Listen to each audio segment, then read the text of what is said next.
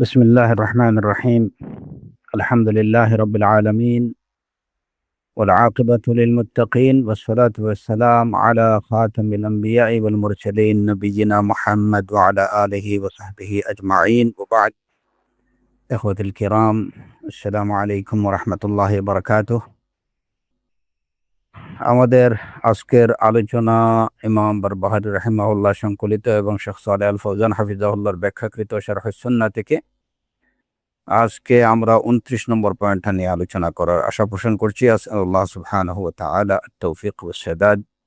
قال المؤلف رحمه الله: وأفضل هذه الأمة والأمم كلها بعد الأنبياء صلوات الله عليهم أجمعين أبو بكر ثم عمر ثم عثمان.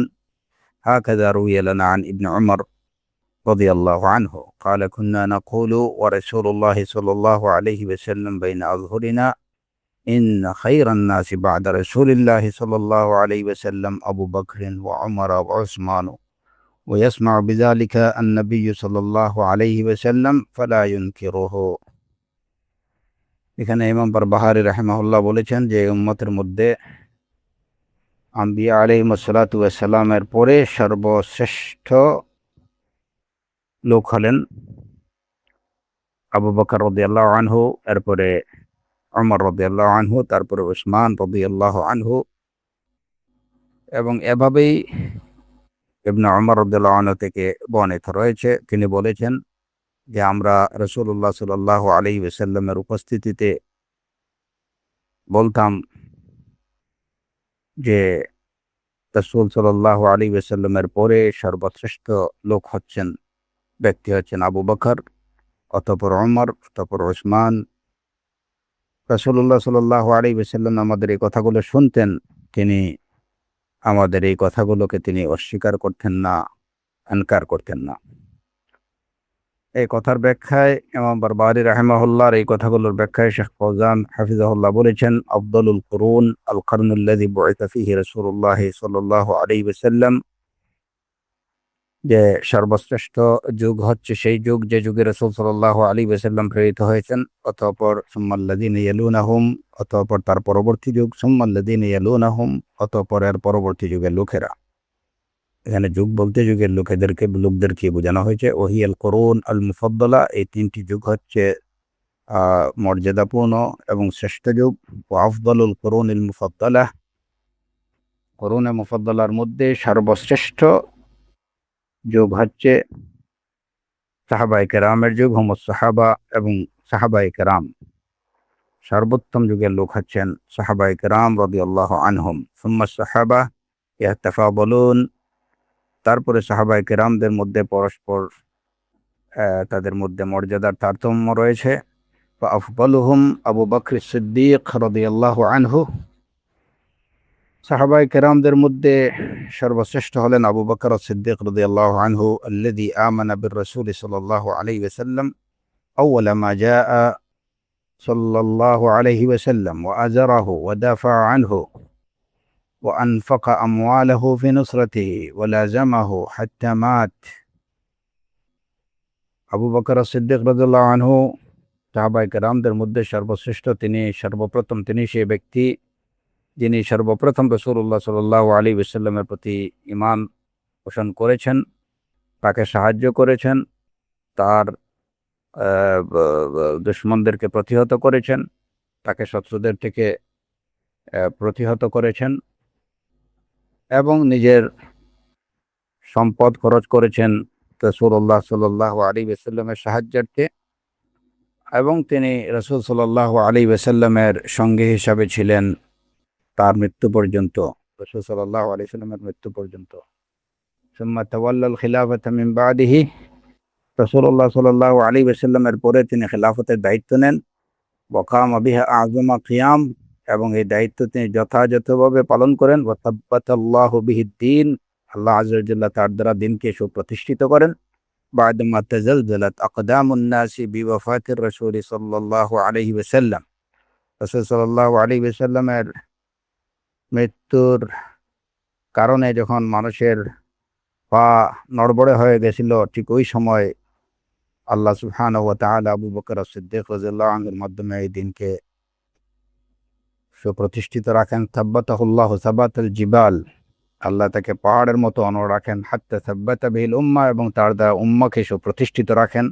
ওয়ারাদ্দা বিহিল মুরতাদ্দিন ওয়াল কুফফার, এবং তার দ্বারা কাফির মুরতাদদেরকে প্রতিহত করেন। ফাওয়াত্তাদাল ইসলাম বা'দা ওয়াফাতির রাসূল সাল্লাল্লাহু আলাইহি ওয়াসাল্লাম, মোট কথা তিনি রাসূল সাল্লাল্লাহু আলাইহি ওয়াসাল্লামের মৃত্যুর পরে ইসলামকে সুপ্রতিষ্ঠিত করেন। সুম্মা তুফিয়া, অতঃপর তিনি মৃত্যুবরণ করেন। ওয়া দুফিনা মা'আর রাসূল সাল্লাল্লাহু আলাইহি ওয়াসাল্লাম, এবং তাকে রাসূলুল্লাহ সাল্লাল্লাহু আলাইহি ওয়াসাল্লামের পাশে দাফন করা হয়। ফাহুয়া সাহিবুহু হাইয়ান ওয়া মাইয়িতান, তিনি রাসূল সাল্লাল্লাহু আলাইহি ওয়াসাল্লামের সঙ্গী ছিলেন তার জীবিত থাকা অবস্থায় এবং তার মৃত্যুর পরেও। ফাহুয়া সাহিবুহু ফিল গার, তিনি সেই গুহায়, গারে হেরায়, গুহা পর্বতে গারে সুরে তিনি রাসূল সাল্লাল্লাহু আলাইহি ওয়াসাল্লামের সঙ্গী ছিলেন। ক্বালা তাআলা ইয হুমা ফিল গার ইয ইয়াকুলু লিসাহিবিহি লা তাহজান ইন্নাল্লাহা মা'ানা, যখন তারা উভয়ে গুহার মধ্যে ছিলেন, যখন তিনি অর্থাৎ রাসূল সাল্লাল্লাহু আলাইহি ওয়াসাল্লাম তার সঙ্গীকে অর্থাৎ আবু বকর সিদ্দিক রাদিয়াল্লাহু আনহুকে বলছিলেন, লা তাহজান, আপনি ভয় করবেন না, চিন্তিত হবেন না, ইন্নাল্লাহা মা'ানা, অবশ্যই আল্লাহ আমাদের সাথে আছেন। ফাহুয়া আফদালুল উম্মাহ, তিনি সর্বশ্রেষ্ঠ উম্মত। সুম্মা ইয়ালিহি উমর, অতঃপর তারপরে শ্রেষ্ঠ লোক হচ্ছেন ওমর ইবনুল খাত্তাব রাদিয়াল্লাহু আনহু, তানিউল খুলাফা, দ্বিতীয় খলিফা, ইসলামের দ্বিতীয় খলিফা। সুম্মা ইয়ালিহি উসমান রাদিয়াল্লাহু আনহু, সুম্মা ইয়ালিহি আলী রাদিয়াল্লাহু আনহু, তারপরে উসমান রাদিয়াল্লাহু আনহু, তারপরে আলী রাদিয়াল্লাহু আনহু। হাউলাই হুমুল খুলাফাউল আরবাহ আর রাশিদুন রাদিয়াল্লাহু আনহুম আরবাহ, এই চারজন হচ্ছেন খলিফা রাশিদা, খুলাফায়ে রাশিদা, আল্লাহ যাদের প্রতি সন্তুষ্ট এবং যারা আল্লাহর প্রতি সন্তুষ্ট। সুম্মা বাকিয়াতুল আশারাতিল মুফাদ্দালিন আল মাশহুদ লাহুম বিল জান্নাহ, এরপরে শ্রেষ্ঠ উম্মত হলেন এই যে আশারা মুবাশশিরিনের মধ্যে অবশিষ্ট বাকি 6 জন। ওয়াহুমুল খুলাফাউল আরবা' ওয়া সা'দ ইবনে আবি ওয়াক্কাস ওয়া সাঈদ ইবনে যায়েদ ইবনে আমর ইবনে নুফাইল ওয়া তালহা ইবনে উবাইদিল্লাহ ওয়া যুবাইর ইবনে আল আওয়াম ওয়া উবাইদা আমির ইবনে আল জাররাহ ওয়া আব্দুর রহমান ইবনে আউফ। فهؤلاء هم العشرة المشهود لهم بالجنة، شهد لهم الرسول صلى الله عليه وسلم بالجنة، فهم أفضل الصحابة। এই চারজন খুলাফায়ে আরবা'র পরে শ্রেষ্ঠ উম্মতের মধ্যে শ্রেষ্ঠ লোক হচ্ছেন বাকি 6 জন, যাদের সম্পর্কে রাসূলুল্লাহ সাল্লাল্লাহু আলাইহি ওয়াসাল্লাম জান্নাতের সুসংবাদ প্রদান করেছেন। তারা হলেন সা'দ ইবনে আবি ওয়াক্কাস রাদিয়াল্লাহু আনহু, সাঈদ ইবনে যায়েদ ইবনে আমর ইবনে নুফাইল রাদিয়াল্লাহু আনহু, তালহা ইবনে উবাইদিল্লাহ রাদিয়াল্লাহু আনহু, যুবাইর ইবনে আল আওয়াম রাদিয়াল্লাহু আনহু, আবু উবাইদা আমির ইবনে আল জাররাহ রাদিয়াল্লাহু আনহু, এবং আব্দুর রহমান ইবনে আউফ রাদিয়াল্লাহু আনহু। এরা হচ্ছেন সেই 10 ব্যক্তিদের মধ্যে যাদের সম্পর্কে রাসূল সাল্লাল্লাহু আলাইহি ওয়াসাল্লাম জান্নাতের সুসংবাদ দিয়েছেন। সুতরাং সাহাবায়ে কেরামদের মধ্যে এরা হচ্ছেন উত্তম লোক। খুলাফায়ে আরবা'র পরে এই 6 জন হচ্ছেন অন্যান্য সাহাবায়ে কেরামদের থেকে শ্রেষ্ঠ। যাই হোক, আল্লাহু আ'লাম, মনে হয় এই অংশটুকু তর্জমা আমরা গত কিতেও করেছিলাম, আমি সঠিক খেয়াল নেই। এখানে আজকে আমাদের যে বিষয়বস্তুটা হচ্ছে যে এই আলোচনা থেকে আমরা জানলাম যে উম্মতের মধ্যে সর্বশ্রেষ্ঠ লোক হচ্ছেন আম্বিয়া আলাইহিমুস সালাতু ওয়াস সালামের পরে এই উম্মতের মধ্যে এবং পূর্ববর্তী সকল উম্মার মধ্যে। কথাটা হচ্ছে এটুকু যে শুধুমাত্র আবু বকর রাদিয়াল্লাহু আনহু শুধু এই উম্মতের শ্রেষ্ঠ লোক তা না, বরং পূর্ববর্তী উম্মতের মধ্যেও নবীগণ ছাড়া, নবী রাসূলগণের পরে পূর্ববর্তী যত উম্মত আছে সেসব উম্মতের মধ্যে এবং বর্তমান উম্মতের মধ্যে সর্বশ্রেষ্ঠ ব্যক্তি হলেন প্রথমে আবু বকর রাদিয়াল্লাহু আনহু, তারপরে ওমর রাদিয়াল্লাহু আনহু, তারপরে উসমান রাদিয়াল্লাহু আনহু। তো এটা হচ্ছে আহলুস সুন্নাহ ওয়াল জামাআতের আকীদা ও বিশ্বাস। আহলুস সুন্নাহ ওয়াল জামাআতের অনুসারীরা এই বিশ্বাস পোষণ করেন যে এই উম্মতের মধ্যে সর্বশ্রেষ্ঠ লোক হলেন এই আবু বকর রাদিয়াল্লাহু আনহু, তারপরে ওমর রাদিয়াল্লাহু আনহু, তারপরে উসমান রাদিয়াল্লাহু আনহু, এবং এদের শ্রেষ্ঠত্বের বিষয়ে উম্মতে মুসলিমা আহলুস সুন্নাহ ওয়াল জামাতের কারো কোনো দ্বিমত নেই। এখানে আমরা আগে আলোচনা করেছি যে শিয়া রাফেদিগণ তারা আবু বকর এবং ওমর রাদিয়াল্লাহু আনহুকে ঘৃণা করে এই দুইজন সাহাবের উপরে তারা বিভিন্ন ধরনের অপবাদ আরোপ করে এবং যায়েদ ইবনে আলী ইবনুল হুসাইন ইবনে আলী রাদিয়াল্লাহু আনহুকে যখন তারা তাদের কিছু সংখ্যক লোক প্রশ্ন করেছিল যে আপনি আবু বকর এবং ওমর সম্পর্কে কি বলেন, তারা এদের সম্পর্কে তাদের মন্তব্য আসলে তারা বিরূপ মন্তব্য আশা করছিল যায়েদ ইবনে আলী থেকে, যে আপনি আবু বকর এবং ওমর সম্পর্কে কি বলেন। তখন যায়েদ ইবনে আলী ইবনুল হুসাইন ইবনে আলী তাদেরকে জবাব দিয়েছিলেন, নি'মাল ওয়াজিরানে ওয়াজিরা জাদ্দি, নি'মাল ওয়াজিরানে ওয়াজিরা জাদ্দি, যে এরা হচ্ছেন আমার দাদার, এরা দুজনই আমার দাদার উত্তম ওয়াজির বা মন্ত্রী ছিলেন। এই কথা যখন তার মুখ থেকে শুনল তখনই তারা তাকে ছেড়ে চলে গেল এবং এই ঘটনাকে কেন্দ্র করেই আসলে এরা রাফিদা নামে অভিহিত হয়। তো এই রাফিদারা হচ্ছে শিয়া সম্প্রদায়ের অন্তর্ভুক্ত একদল লোক যারা আবু বকর এবং ওমর রাদিয়াল্লাহু আনহুকে অতিমাত্রায় ঘৃণা করে তাদের প্রতি বিদ্বেষ পোষণ করে। এবং এই রাফেজাদের আকীদা, উল্লেখযোগ্য যে সমস্ত আকীদা আছে, এই আকীদার মধ্যে আরেকটি হলো যে তারা ইমামতের মর্যাদাকে নবুয়তের মর্যাদা থেকে বেশি মনে করে, যে ইমামের মর্যাদা নবীর মর্যাদা থেকেও অনেক বেশি। কারণ তাদের দৃষ্টিতে বা তাদের দাবি হলো যে ইমাম তিনি সরাসরি আল্লাহর থেকে প্রাপ্ত হন, আর নবীগণ আল্লাহ থেকে যদিও প্রাপ্ত হন কিন্তু তা সরাসরি না, বরং জিবরিল আমিন আলাইহিস সালাতু ওয়াস সালামের মাধ্যমে নবীগণ ওয়াহী প্রাপ্ত হন। পক্ষান্তরে তাদের দাবি হচ্ছে যে ইমামগণ, বিশেষ করে তারা ইমাম বলতে যাদেরকে বোঝায় আহলে বাইতের ইমামগণ, তারা সরাসরি আল্লাহ সুবহানাহু ওয়া তাআলার পক্ষ থেকে ওয়াহী লাভ করেন। তো যে কারণে তাদের দৃষ্টিতে নবীগণের মর্যাদা থেকে ইমামের মর্যাদা বেশি বলে তারা দাবি করে। এছাড়া এই যে শিয়াদের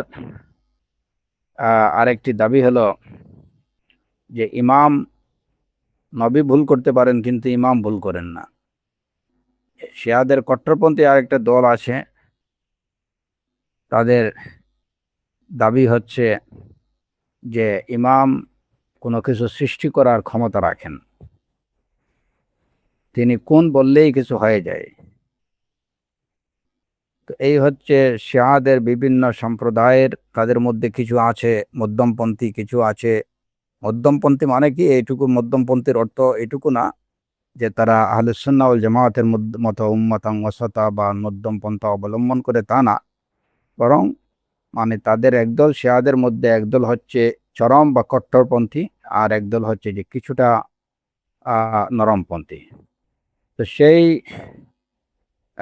কট্টরপন্থীদের দাবিগুলো মধ্যে একটা হচ্ছে যে নবীর মর্যাদা থেকে ইমামের মর্যাদা বেশি, কিংবা নবীর ইমাম সৃষ্টি করার ক্ষমতা রাখেন। তারপরে ইমামগণ সরাসরি আল্লাহর থেকে প্রাপ্ত হন, পক্ষান্তরে নবীগণ জিবরিল আলাইহিস সালাতু ওয়াস সালামের মাধ্যমে প্রাপ্ত হন। তো এবং এই যে দাবি যে ইমাম যদি কোন বলেন তাহলে কিছু হয়ে যায়, মানে তিনি সৃষ্টি করার ক্ষমতা রাখেন। ওয়া নাউযু বিল্লাহি মিন যালিক। তো এই শিয়াদের মধ্যে মানে কিছু একদলের দাবি হচ্ছে যে আহলুল বাইত এবং আরো কয়েকজন যারা আহলুল বাইতের সাথে সম্পর্ক রাখেন, যারা আউলিয়া ও আহলুল বাইত, আহলুল বাইতের সাথে যাদের সম্পর্ক আছে, এরা ব্যতীত অন্য সকল সাহাবায়ে কেরাম তাদের দৃষ্টিতে মুসলিম না। অর্থাৎ এই রাফিজাদেরই একটি দল বা শিয়াদেরই একটি দল এরকম দাবি করে থাকে যে আলুল বাইত বলতে যে আলী রাদিয়াল্লাহু আনহু, ফাতিমা রাদিয়াল্লাহু আনহা এবং তাদের বংশধর, রাসূল সাল্লাল্লাহু আলাইহি ওয়াসাল্লামের বংশধর ছাড়া অন্য যত সাহাবায়ে কেরাম আছেন এরা সবাই কাফির। নাউযু বিল্লাহি মিন যালিক। এমনকি এই যে তারা আবু বকর, ওমর রাদিয়াল্লাহু আনহু সম্পর্কেও এ কথাটি বলে থাকে। আবার শিয়াদের আরেক দল, তারা স্বয়ং আলী রাদিয়াল্লাহু আনহুকেও তারা কাফির বলে দাবি করে। কারণ তাদের কথা হচ্ছে যে আবু বকর এবং ওমরের কাছে বায়াত গ্রহণ করে আলী রাদিয়াল্লাহু আনহু তিনি অন্যায়কে, জুলুমকে, বাতিলকে মেনে নিয়েছিলেন, বাতিলের সাথে হাত মিলিয়েছিলেন, অন্যায়ের সাথে তিনি আপোষ করেছিলেন। এই অভিযোগে শিয়াদের একটি দল আলী রাদিয়াল্লাহু আনহুকেও তারা কাফির বলে অভিহিত করে। তো এই যে রাফিদা বা শিয়াদের সাহাবায়ে কেরামদের প্রতি তাদের যে ঘৃণা বা যে বিদ্বেষ, তো এর মধ্যে তাদের বিভিন্ন ফিরকার মধ্যে ঘৃণা বা বিদ্বেষের বা তাদের যে ভ্রান্ত দাবি দেওয়ার মধ্যে কিছুটা তারতম্য আছে। কিন্তু মোটমাট কথা হলো এইটুকু যে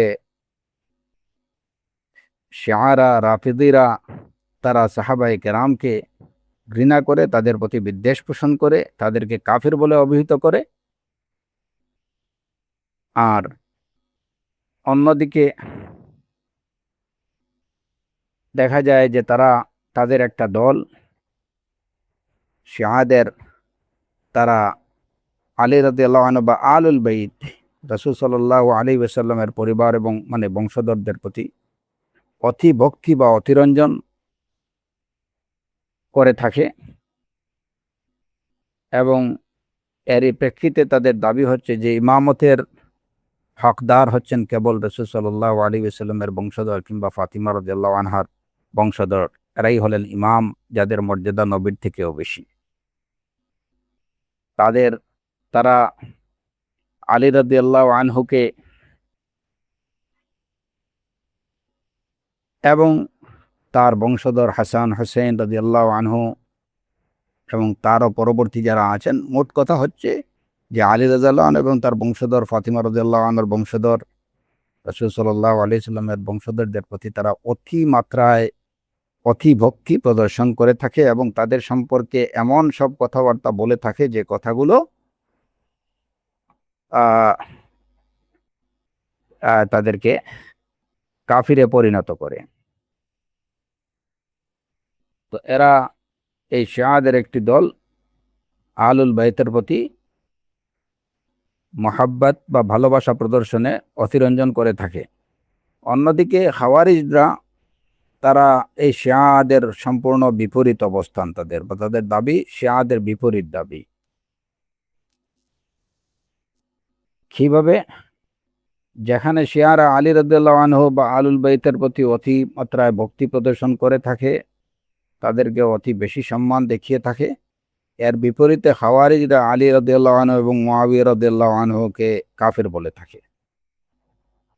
তারা, এই খাওয়ারিজদের আকীদা ও বিশ্বাস হলো যে আলী রাদিয়াল্লাহু আনহু এবং মুআবিয়া রাদিয়াল্লাহু আনহু তাদের জান এবং মাল এটা অন্যান্য মুসলিমদের জন্য হালাল, কারণ তারা এই দুইজনকে কাফির বলে আখ্যায়িত করে থাকে।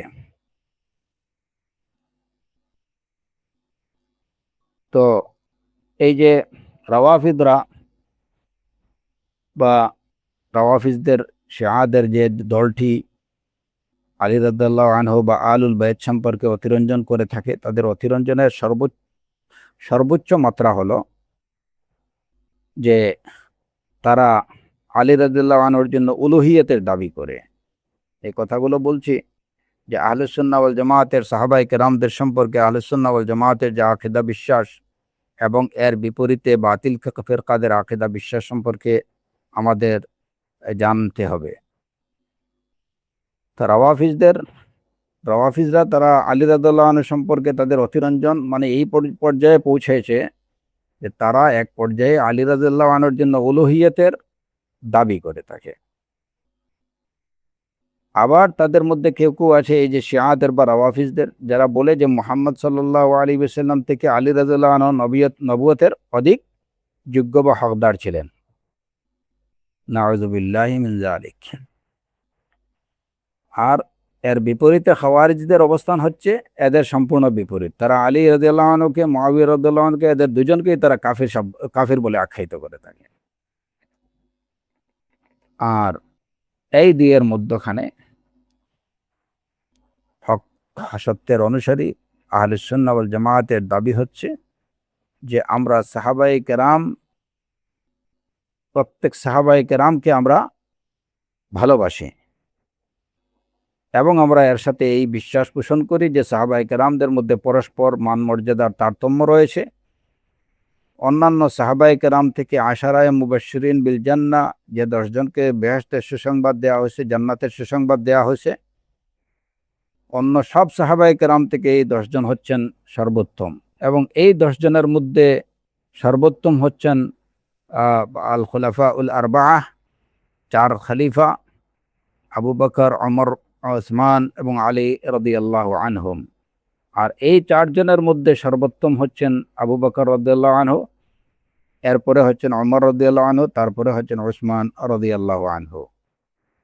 যদিও ওসমান এবং আলী রাদিয়াল্লাহু আনহু এই দুইজনের মধ্যে মর্যাদার দিক থেকে কে শ্রেষ্ঠ, কে উত্তম, এ বিষয়ে যদিও কিছুটা দ্বিমত আছে, কিন্তু এটা আসলে কোনো গ্রহণযোগ্য বা ধর্তব্য কোনো দ্বিমত না, বরং আহলুস সুন্নাহ ওয়াল জামায়াতের অধিকাংশের অভিমত হলো যে ওসমান এবং আলী রাদিয়াল্লাহু আনহু, এই দুইজনের মধ্যে ওসমান রাদিয়াল্লাহু আনহু হচ্ছেন মর্যাদার দিক থেকে শ্রেষ্ঠ।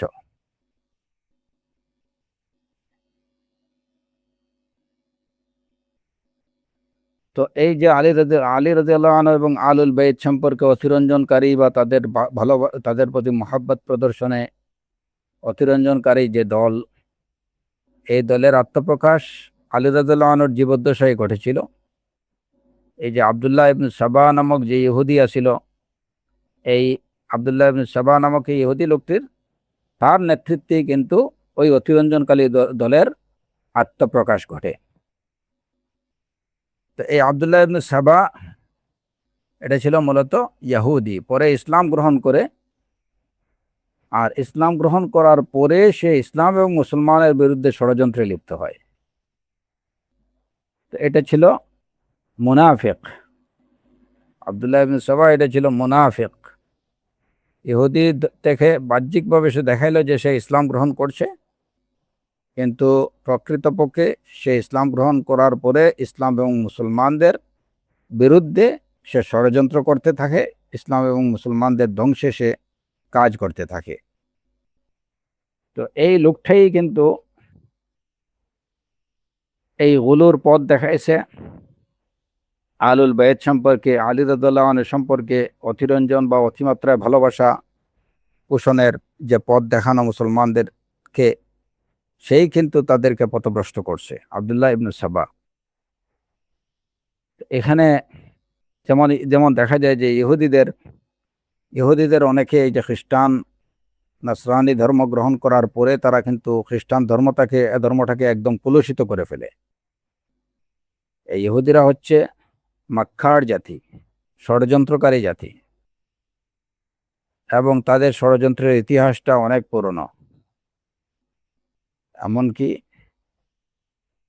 দেখা যায় যে তারা এই ইহুদিদের মধ্যে অনেকে খ্রিস্টান ধর্ম বাহ্যিকভাবে দেখাইছে যে খ্রিস্টান ধর্ম গ্রহণ করছে, কিন্তু খ্রিস্টান ধর্ম গ্রহণ করার অভিনয় করে তারা কিন্তু প্রকৃত অর্থে চাইছে যে এই যে নাসরানিকে একদম কলুষিত করে দিতে, এটাকে বিলুপ্ত করে দিতে, এটাকে মানে ওই বিভিন্ন সন্দেহ এবং সংশয়ের এর মধ্যে তৈরি করে দিতে, এবং তারা সাকসেসফুলি সে কাজটা করতে পেরেছে। অনুরূপভাবে এই যে আব্দুল্লাহ ইবনে সাবা নামক ইহুদি, সেও কিন্তু ইহুদি ধর্ম বাহ্যিকভাবে ইহুদি ধর্ম ত্যাগ করে সে ইসলাম গ্রহণ করেছিল মুসলমানদেরকে ধোঁকা দেওয়ার জন্য, এবং ইসলামটাকে কলুষিত করার জন্য। এবং তার এই প্রচেষ্টারই একটা অংশ হচ্ছে যে সে মুসলমানদের কিছু অংশকে বুঝাতে পেরেছিল আলী রাদিয়াল্লাহু আনহু সম্পর্কে, এবং তাদের মনের মধ্যে এই দাবিগুলো বদ্ধমূল করে দিতে পেরেছিল যে আহ, অনেক ক্ষেত্রে নবী সাল্লাল্লাহু আলাইহি ওয়াসাল্লাম থেকেও আলী রাদিয়াল্লাহু আনহু নবুয়তের অধিক হকদার ছিলেন। তার মধ্যে উলুহিয়তের কি আছে, মাদ্দা পাওয়া যায়, তিনি ইলাহ হওয়ার যোগ্য, তিনি ইমাম, তিনি যখন কুন বলেন তখন কিছু হয়ে যায়, সৃষ্টি করার ক্ষমতা তার মধ্যে আছে। এরকম ভ্রান্ত ধারণাগুলো তাদের মনের মধ্যে ঢুকিয়ে দিয়ে সে তাদেরকে পথভ্রষ্ট করতে চাইছে, তাদেরকে কুফর এবং শিরকের মধ্যে নিপতিত করতে চাইছে, এবং এক্ষেত্রে সে অনেকটা সফল হয়েছে। যে কারণে এই যে মানে লা ইলাহা ইল্লাল্লাহ, এই তাওহীদি কালিমায় বিশ্বাসী অনেক লোককে সে এই সমস্ত বিশ্বাস পোষণ করাতে সক্ষম হয়েছে যে আলী রাদিয়াল্লাহু আনহু এবং আহলুল বাইত এরাই হচ্ছেন প্রকৃত নবুয়তের ইমামতের দাবিদার, হচ্ছেন তারাই। তো এখানে এই প্রসঙ্গে একটা কথা বলে রাখি, মুসলমানদেরকে খুব সাবধান হতে হবে, খুব সাবধান হতে হবে। কারণ অনেক সময় দেখা যায় যে বাইরের শত্রু যতটুকু না ক্ষতি করতে পারে তার থেকে অনেক বেশি ক্ষতি করে ফেলে ঘরের শত্রু। একটা কথা আছে বাংলাতে যে ঘরের শত্রু বিভীষণ। তো ঘরের শত্রু এটা অত্যন্ত মারাত্মক। অনেক সময় ইসলাম নামধারী, ইসলামের নাম ধারণ করে, ইসলামের বেশভূষা ধারণ করে বেশ কিছু মানে ইসলামিক কথাবার্তা বলে বোঝাতে চায় যে সে মুসলমানদের প্রতি আন্তরিক, সে ইসলামের প্রতি খুবই আন্তরিক। এটা হচ্ছে এইভাবে নিজেকে মুসলিম সাজিয়ে প্রকৃত অর্থে মুসলিম উম্মার ক্ষতি করতে চায়। এরকম লোকের অভাব কিন্তু আমাদের সমাজে নেই, এরকম লোক অনেক অনেক। সুতরাং কথাটা বলার উদ্দেশ্য হচ্ছে এইটুকু যে মুসলিমদেরকে সাবধান হতে হবে যে আপনারা কারো মুখে ইসলামের কথা শুনলেই, কিংবা কারো মুখে ইসলামের প্রশংসা শুনলেই, কারো মুখে কোরআন বা সুন্নাহর কথা শুনলেই সাথে সাথে জাস্টিফাই না করে, তাতাব্বু তালাশ না করে, ইনকোয়ারি না করে, ভালো করে আপনারা তাকে একদম আপন করে নেবেন না, কিংবা তার কথাগুলোকে সত্য বলে বিশ্বাস করবেন না যতক্ষণ না আপনারা জাস্টিফাই করবেন, তার কথাগুলোকে এটাকে গ্রহণ করবেন না। আর দেখা যায় যে এই যে সমাজে অনেক মানুষ, তার নাম মুসলিম নাম, সে অনেক সময় এমন সব কথাবার্তা বলে যে বাহ্যিকভাবে যে কোনো মানুষ হয়তো দুঃখায় পড়ে যাবে, বলবে যে না, এই লোকটা ইসলামের প্রতি খুবই আন্তরিক। কিন্তু লোকটা আসলে কি বলছে, লোকটা কি করছে, তার উদ্দেশ্য কি, যদিও উদ্দেশ্যের বিষয়টা তার কালবের মধ্যে কি আছে সেটা একমাত্র আল্লাহ আযজা ওয়া জাল্লা জানেন, কিন্তু একজন মানুষ সে যতই নিজেকে হাইড করতে চাক না কেন, এক পর্যায়ে তার ভিতরের গোপন ষড়যন্ত্রগুলো প্রকাশ পেয়ে যায়। তো সুতরাং যতক্ষণ পর্যন্ত না জাস্টিফাই করা হবে ততক্ষণ পর্যন্ত এই সমস্ত লোকগুলোকে গ্রহণ বা বর্জন কোনো কিছু করবেন না, বরং তাদের দিকে খুব সতর্ক দৃষ্টি রাখবেন। তাদের গতিবিধি, তাদের চলাফেরা, তাদের কথাবার্তাগুলো কি রকম, এই কথাবার্তাগুলো কি আহলুস সুন্নাহ ওয়াল জামায়াতের কথাবার্তা, এই কথাবার্তা কি কোরআন এবং সুন্নাহ সম্মত, এই কথাবার্তার ব্যাখ্যায় সে যা বলছে সেই ব্যাখ্যাগুলো আসলে কি উলামায়ে কেরামদের দেয়া ব্যাখ্যা নাকি তার নিজের মন গড়া ব্যাখ্যা, এসব বিষয়ে অবশ্যই সতর্ক থাকতে হবে। নতুবা এ সমস্ত লোকের দ্বারা ইসলামের এবং মুসলিম সমাজের ক্ষতি অনেক বেশি হয়ে যায়। কারণ এরা দেখা যায় যে অনেক সময় ইসলামের এমন কিছু অপব্যাখ্যা তুলে ধরে যে ব্যাখ্যাগুলো একসময় মুসলিম সমাজ একদম গ্রাস করে নেয়, গিলে খায়। হ্যাঁ, তো এবং এইভাবেই একটা সমাজ এই ভুল আকিদার উপরে গড়ে ওঠে। পরবর্তীতে এই ভুল আকিদাদেরকে এদেরকে বের করে আনতে আবার কয়েক যুগ সময় লেগে যায়। সুতরাং হঠাৎ করে কোনো লোক দেখা গেল যে সে বেশ ভালো কিছু কথা বলতেছে, ইসলামের পক্ষে কথা বলছে, এখন একদম আপনি তাকে গলায় জড়িয়ে নিলেন, আপন করে নিলেন। হ্যাঁ, আমরা অবশ্যই যে লোক ইসলামের পক্ষে কথা বলে, মুসলমানের পক্ষে কথা বলে, কোরআন এবং সুন্নাহর কথা বলে, যে লোক সালাফে সালেহিনের মানহাজ অনুসরণ করে চলে, রাসূলুল্লাহ সাল্লাল্লাহু আলাইহি ওয়াসাল্লামের সুন্নাহ অনুসরণ করে চলে, সে অবশ্যই আমাদের ভাই। আমরা তাকে অবশ্যই ভাই বলে গ্রহণ করব, কিন্তু খুব দ্রুততার সাথে না। ওয়েট এন্ড সি, একটু দেখুন, অবজার্ভ করুন।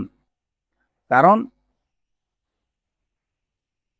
এই যে বললাম যে বেশভূষা ধারণকারী প্রতারণাকারী লোকের অভাব নেই।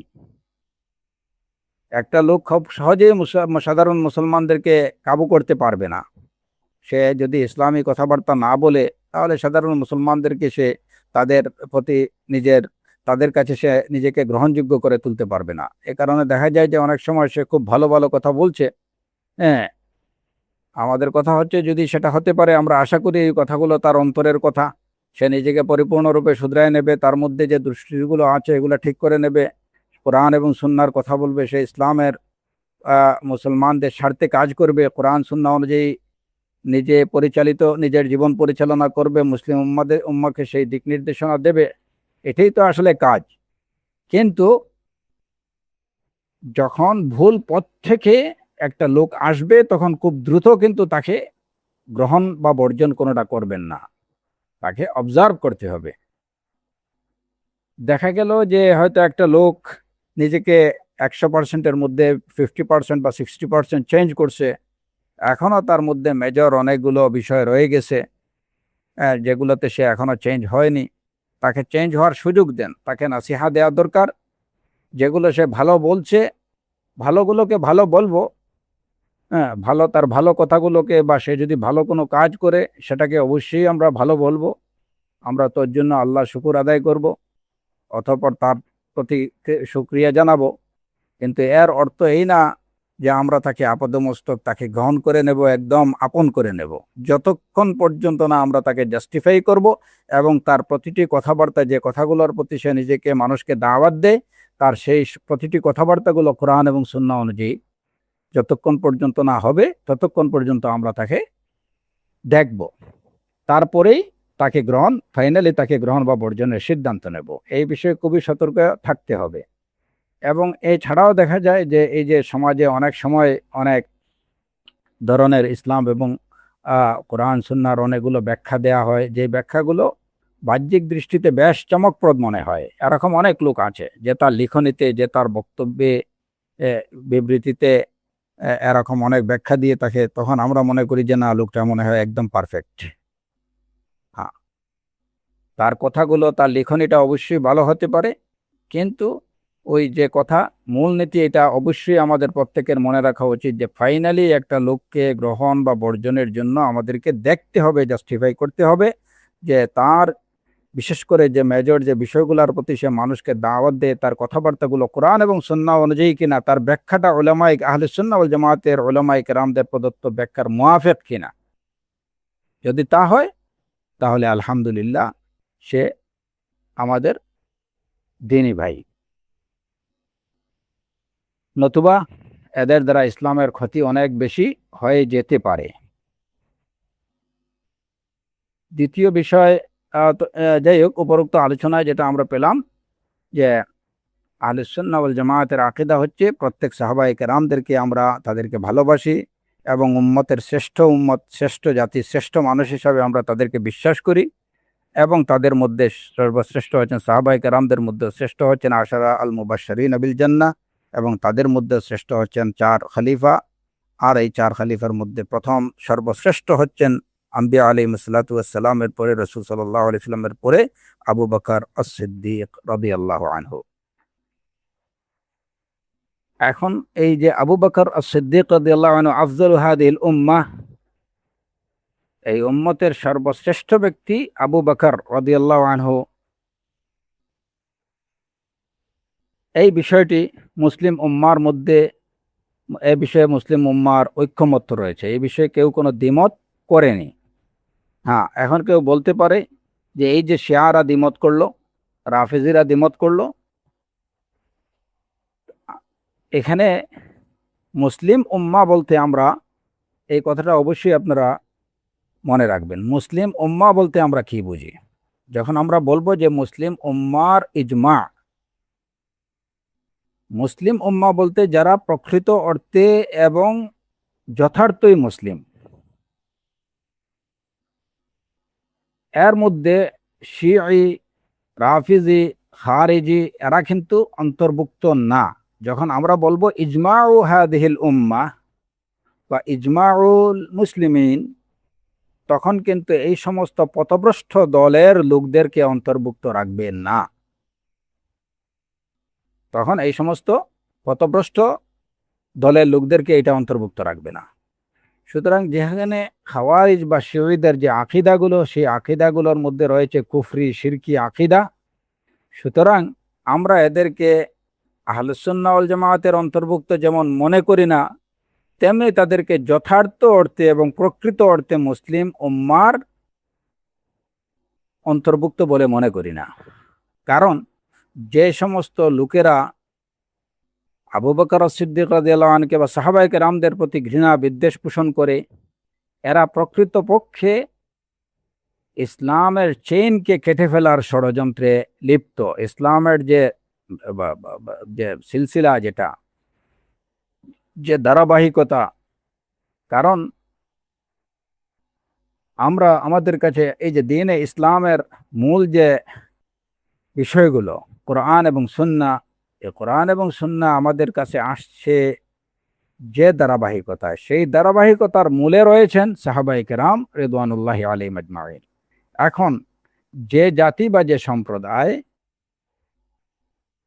কোরআন এবং সুন্নাহর প্রথম বাহক যারা সাহাবায়ে কেরাম, তাদেরকে তাদের প্রতি বিদ্বেষ পোষণ করে, তাদেরকে কুলুষিত করে, তাদের উপর অপবাদ আরোপ করে যখন তারা মুসলিম উম্মাহ থেকে এই খায়রুল কুরুনের লোকদেরকে বিচ্ছিন্ন করে দিতে চায়, এর অর্থ হলো যে তারা এই মানে মুসলিম উম্মাহকে বা মানব জাতিকে তারা কোরআন এবং সুন্নাহ থেকে বিচ্ছিন্ন করে দিতে চায়। কারণ আমরা কোরআন এবং সুন্নাহ পাওয়ার পিছনে আমাদের যে চেইন, এটা হচ্ছে এর মূলে রয়েছেন সাহাবায়ে কেরাম। তাদের ধারাবাহিকতায় আমাদের কাছে এসে পৌঁছেছে, বিশেষ করে রাসূলুল্লাহ সাল্লাল্লাহু আলাইহি ওয়াসাল্লামের সুন্নাহ, আল্লাহ আযজা ওয়া জাল্লার কালাম, আমরা তাদের মাধ্যমেই পেয়েছি। সুতরাং তাদেরকে কলুষিত করা, এর অর্থ হচ্ছে কোরআন এবং সুন্নাহকে কলুষিত করা, কোরআন এবং সুন্নাহর উপরে অপবাদ দেয়া, তাদেরকে তাদের প্রতি বিদ্বেষ পোষণ করা, এর অর্থ হচ্ছে কোরআন এবং সুন্নাহর প্রতি বিদ্বেষ পোষণ করা। কারণ তারাই ছিলেন হামিলুল কোরআন, তারাই ছিলেন হামিলু লিওয়াইস সুন্নাহ, হামিলুস সুন্নাহ, নাকিলুস সুন্নাহ। সুতরাং উম্মতের ইজমা বলতে যখন আমরা বলি, তখন প্রকৃত অর্থে যারা মুসলিমিন তাদের ইজমাকে বোঝানো হয়। আহলুস সুন্নাহ ওয়াল জামাআহ, এরাই হচ্ছেন আহলুস সুন্নাহ ওয়াল জামাআহ। সুতরাং আহলুস সুন্নাহ ওয়াল জামাআতের মধ্যে এ বিষয়ে কোনো ইখতিলাফ বা কোনো ধরনের মতবিরোধ নেই যে এই উম্মতের মধ্যে শ্রেষ্ঠ নবীগণের পরে সর্বশ্রেষ্ঠ লোক হচ্ছেন আবু বকর as-সিদ্দিক রাদিয়াল্লাহু আনহু। এই আবু বকর as-সিদ্দিক রাদিয়াল্লাহু আনহুকে সম্পর্কে খানিকটা আলোচনা করে হয়তো আজকের আলোচনা শেষ করব ইনশাআল্লাহ। আবু বকর রাদিয়াল্লাহু আনহু, তিনি তার যে বংশধারা, তার বংশধারা মায়ের দিক থেকে এবং বাবার দিক থেকে, দুই দিক থেকেই রাসূলুল্লাহ সাল্লাল্লাহু আলাইহি ওয়াসাল্লামের বংশের সাথে মিলে যায়। তাইম ইবনে মুররা পর্যন্ত গিয়ে আহ, আহ, রাসূল সাল্লাল্লাহু আলাইহি ওয়াসাল্লামের বংশের সাথে মিলে যায়, বাবার দিক থেকে এবং মায়ের দিক থেকে। রাসূল সাল্লাল্লাহু আলাইহি কাব ইবনে মুররা পর্যন্ত গিয়ে আবু বকর সিদ্দিক রাদিয়াল্লাহু আনহুর এই যে মানে বংশধারা, রাসূল সাল্লাল্লাহু আলাইহি সাল্লামের বংশের সাথে মিলে। সেই অর্থে আমরা বলতে পারি যে বাবার দিক থেকে এবং মায়ের দিক থেকে, বংশের দিক থেকে আবু বকর সিদ্দিক রাদিয়াল্লাহু আনহু রাসূলুল্লাহ সাল্লাল্লাহু আলাইহি ওয়াসাল্লামের বংশধর।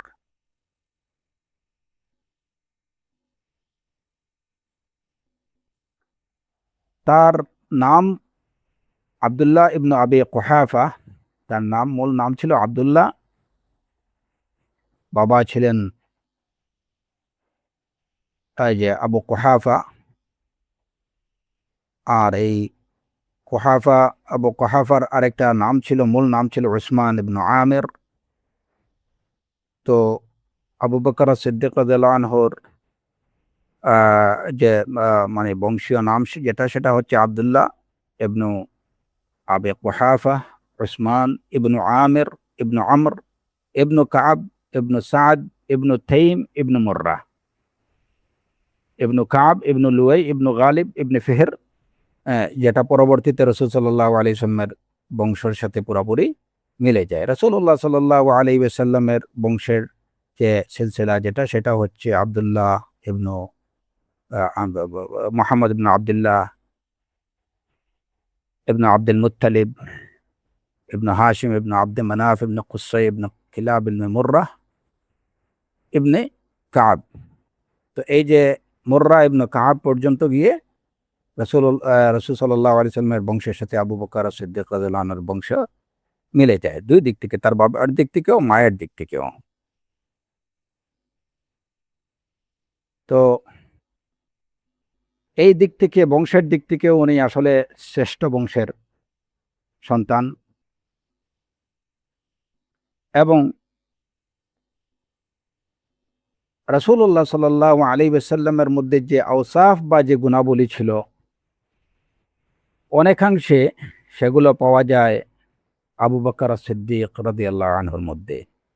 যেমন ইসলাম গ্রহণের আগেও তিনি কখনো মদ পান করেননি। মদের প্রতি ফিতরাতান, মানে ন্যাচারালি, স্বভাবগতভাবেই তিনি মদকে ঘৃণা করতেন। তিনি কখনো মদ পান করেননি।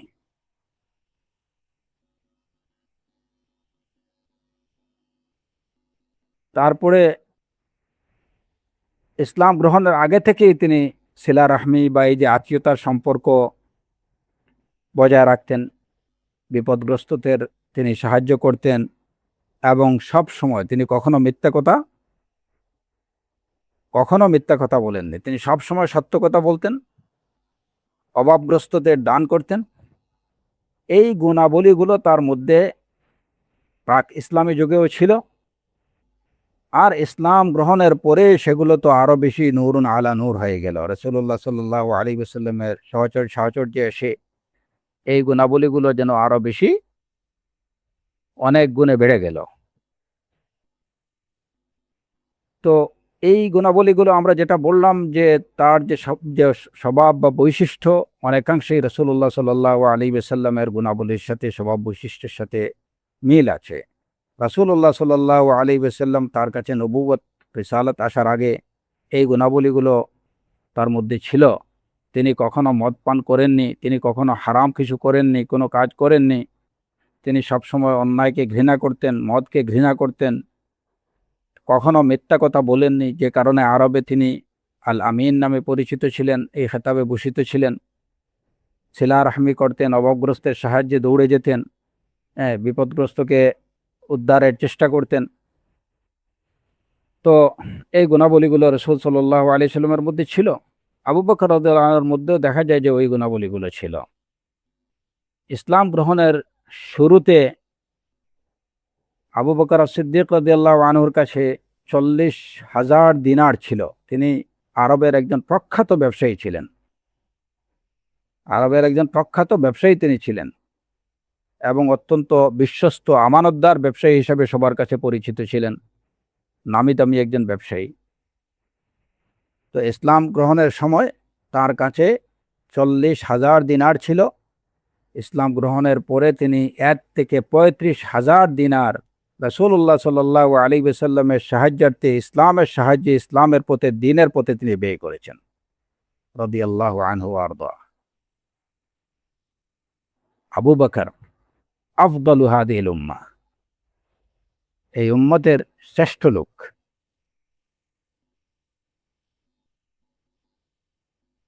তার মধ্যে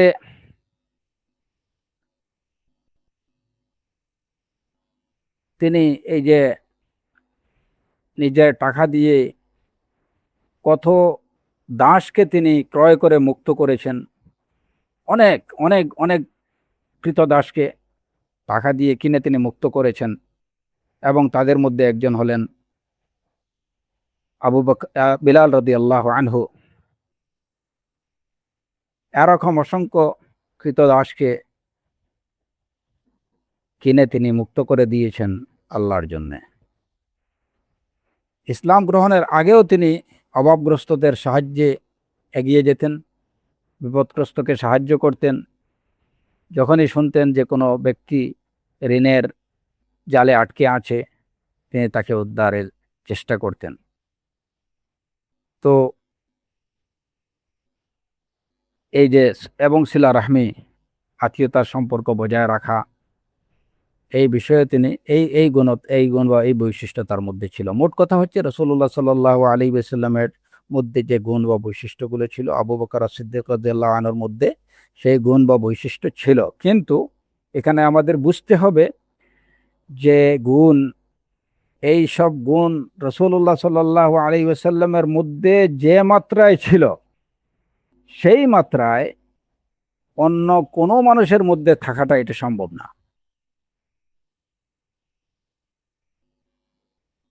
রাসূল সাল্লাল্লাহু আলাইহি ওয়াসাল্লামের মধ্যে যে মাত্রায় ছিল, ওই মাত্রায় অন্য কোনো মানুষের মধ্যে সেটা থাকা সম্ভবপর না। যেমন ধরেন যে রাহমা, দয়া, মায়া, এই গুণাবলীগুলো আল্লাহ সুবহানাহু ওয়া তাআলার মধ্যে আছে, আবার এই গুণাবলীগুলো মানুষের মধ্যেও আছে। কিন্তু খালিকের মধ্যে, আল্লাহ সুবহানাহু ওয়া তাআলার মধ্যে এই গুণাবলীগুলো যে মাত্রায়, পরিপূর্ণ মাত্রায়, সর্বোচ্চ মাত্রায় বিদ্যমান, যে মাত্রায় কোনো মখলুকের মধ্যে এই গুণাবলীগুলো থাকা অসম্ভব, কিন্তু ওই গুণাবলীগুলো মখলুকের মধ্যে আছে, কিন্তু পরিপূর্ণ মাত্রায় না। এমনি ভাবে এই উত্তম গুণাবলীগুলো আবু বকর সিদ্দিক রাদিয়াল্লাহু আনহুর মধ্যে ছিল। কোন মাত্রায় ছিল? যে মাত্রায় অন্য কোনো মানুষের মধ্যে, সাধারণ মানুষদের মধ্যে থেকে অন্য কোনো মানুষের মধ্যে ওই মাত্রায় ছিল না। এটা ছিল আবু বকর সিদ্দিক রাদিয়াল্লাহু আনহুর মধ্যে। কিন্তু ওই গুণাবলীগুলো রাসূল সাল্লাল্লাহু আলাইহি সাল্লামের মধ্যে যে মাত্রায় ছিল, সেই মাত্রায় আবু বকর সিদ্দিক রাদিয়াল্লাহু আনহুর মধ্যে ছিল না। এই পার্থক্যটুকু আমাদের মনে রাখতে হবে। কারণ রাসূল তো রাসূলই, আল্লাহ নির্বাচিত, আল মুস্তাফা, আল মুজতাবা, মুহাম্মদুর রাসূলুল্লাহ সাল্লাল্লাহু আলাইহি ওয়াসাল্লাম। এই আবু বকর সিদ্দিক রাদিয়াল্লাহু আনহুর তার বৈশিষ্ট্য বা তার মর্যাদা সম্পর্কে আমরা হয়তো এর আগেও বলেছি যে কোরআনে কারীমের একটি আয়াতের মধ্যে এর ইশারা পাওয়া যায়, যেখানে আল্লাহ আযজা ওয়া জাল্লা বলেছেন, ইদ হুমা ফিল গার ইদ ইয়াকুলু লিসাহিবিহি লা তাহজান ইন্নাল্লাহা মা'ানা। যখন তারা দুজনে গুহায় ছিলেন, যখন তিনি রাসূল সাল্লাল্লাহু আলাইহি ওয়াসাল্লাম, তিনি মানে রাসূল সাল্লাল্লাহু আলাইহি ওয়াসাল্লাম, ইয়াকুলু লিসাহিবিহি, তার সঙ্গীকে বলছিলেন, লা তাহজান ইন্নাল্লাহা মা'ানা। তো এখানে ইদ হুমা ফিল গার, যখন তারা দুজনে গারের মধ্যে ছিলেন, একই দামিরের মধ্যে, একই প্রোনাউনের মধ্যে আল্লাহ সুবহানাহু ওয়া তাআলা মুহাম্মদুর রাসূলুল্লাহ সাল্লাল্লাহু আলাইহি ওয়াসাল্লামকে এবং আবু বকর সিদ্দিক রাদিয়াল্লাহু আনহুকে নিয়ে আসছেন। এটাই তার শ্রেষ্ঠত্ব বা এটাই তার মর্যাদা প্রমাণ করে।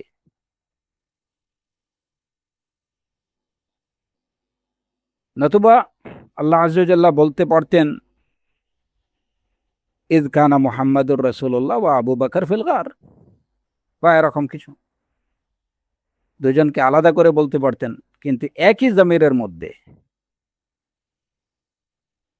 এটা তার মর্যাদার পরিচায়ক।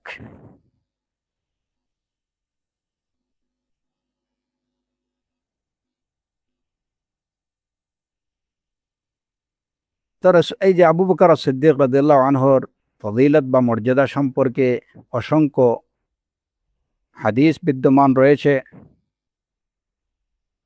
তার মধ্যে যে উত্তম গুণাবলীগুলো ছিল আবু বকর সিদ্দিক রাদিয়াল্লাহু আনহু মধ্যে, সেই উত্তম গুণাবলীর মধ্যে অন্যতম দুটি গুণ ছিল। এর মধ্যে একটি হলো নম্রতা, আর আরেকটা হচ্ছে সংকল্পে সত্যবাদিতা। সিদকুল আজিমা এবং আর রেখা, এই দুটি গুণ ছিল তার অন্যতম। তিনি অত্যন্ত নম্র লোক ছিলেন এবং যখন তিনি কোনো বিষয়ে সংকল্প করতেন তখন তিনি তার সংকল্প থেকে পিছপা হতেন না। সংকল্পের উপরে অত্যন্ত অনড় এবং অবিচল থাকতেন। যেটা নিয়ত করতেন সেটা তিনি করতেন, এবং এই অর্থে তিনি সংকল্পে অত্যন্ত সত্যবাদী ছিলেন, অত্যন্ত সুদৃঢ় ছিলেন, অনড় এবং অবিচল ছিলেন। অন্যদিকে তিনি অত্যন্ত নম্র প্রকৃতির লোক ছিলেন।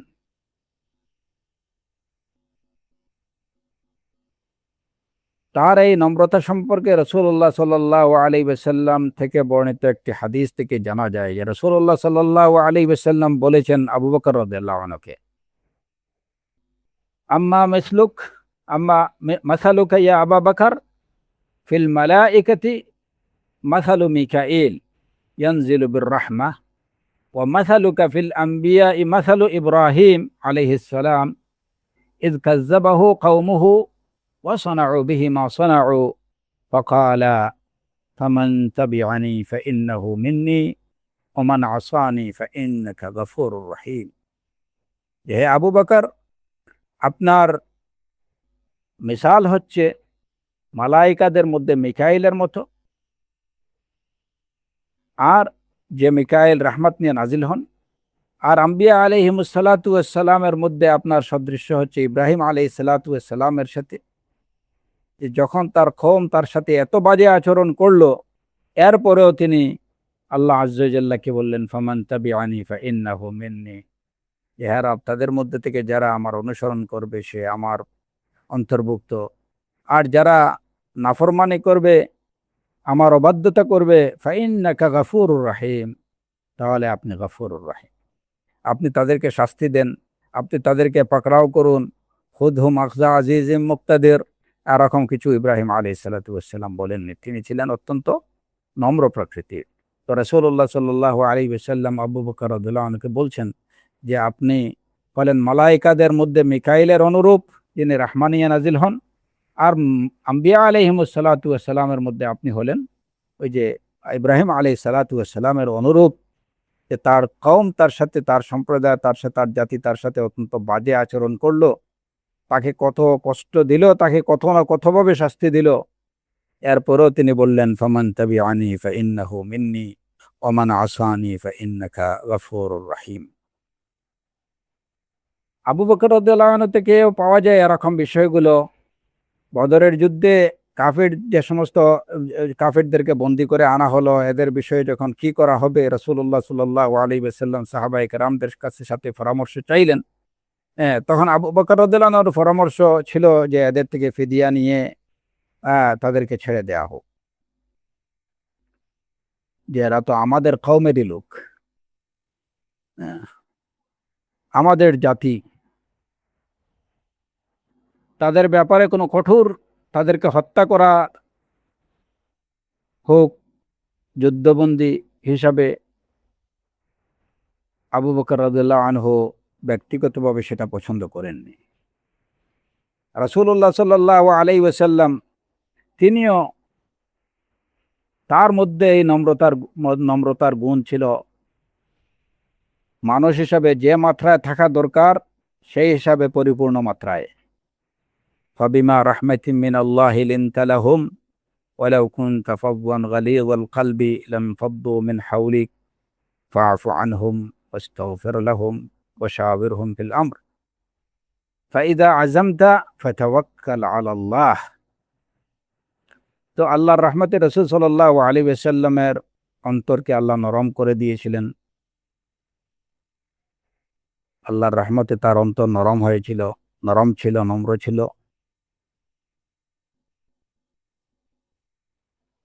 তো আবু বকর রাদিয়াল্লাহু আনহুর পরামর্শকে রাসূল সাল্লাল্লাহু আলাইহি ওয়াসাল্লাম গ্রহণ করেছিলেন। যদিও পরবর্তীতে আল্লাহ আযজা ওয়া জাল এ বিষয়ে ধমক দিয়েছেন। তো আবু বকর রাদিয়াল্লাহু আনহুর বিভিন্ন সময়ের যে পরামর্শগুলো, সেই পরামর্শগুলোর দিকে তাকালে দেখা যায় যে তিনি ছিলেন অত্যন্ত নম্র প্রকৃতির লোক। অন্যদিকে তিনি ছিলেন খুব দৃঢ় সংকল্পের অধিকারী, যেটা আল্লাহ আযজা ওয়া জাল্লার ওই নির্দেশের বাস্তব রূপ দেখা যায়। ফাইদা আযামতা ফাতাওয়াক্কাল আলাল্লাহ। যখন আপনি কোনো বিষয়, আপনি কোনো সংকল্প করে নেবেন, ফাতাওয়াক্কাল আলাল্লাহ, তখন আপনি আল্লাহর উপরে তাওয়াক্কুল করেন। রাসূলুল্লাহ সাল্লাল্লাহু আলাইহি ওয়াসাল্লামের প্রতি ছিল আল্লাহর এই নির্দেশ। তো এই নির্দেশের বাস্তব রূপ আমরা আবু বকর সিদ্দিক রাদিয়াল্লাহু আনহুর জীবনেও দেখতে পাই। যেমন রাসূলুল্লাহ সাল্লাল্লাহু আলাইহি ওয়াসাল্লামের মৃত্যুর পরে যখন সাহাবায়ে কেরাম খুবই অস্থির অবস্থায়, এবং বিশেষ করে ওমর রাদিয়াল্লাহু আনহুকে যখন কোনোভাবেই তাকে শান্ত করা যাচ্ছিল না, তিনি রাসূল সাল্লাল্লাহু আলাইহি ওয়াসাল্লামের মৃত্যুকে মেনে নিতে পারছিলেন না।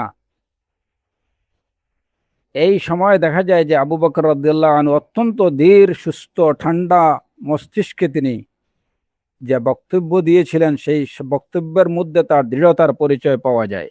মান কানা ইয়াবুদু মুহাম্মাদান ফাইন্না মুহাম্মাদান ক্বাদ মাত ওয়া মান কানা ইয়াবুদুল্লাহ ফাইন্নাল্লাহা হাইয়্যুন লা ইয়ামুত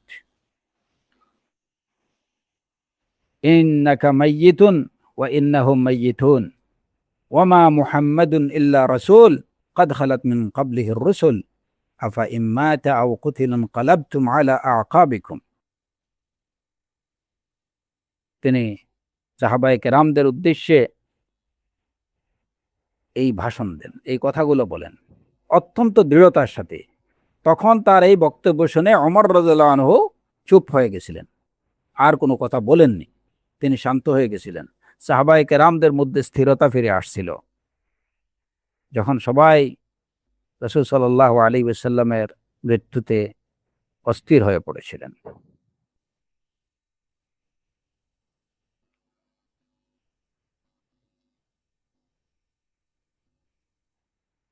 এমনিভাবে উসামা ইবনে যায়েদ রাদিয়াল্লাহু আনহুকে, তাকে নেতৃত্বে বজায় রাখার বিষয়ে আবু বকর রাদিয়াল্লাহু আনহুর সিদ্ধান্ত, তিনি তার সিদ্ধান্তে ছিলেন একদম অবিচল, অনড়।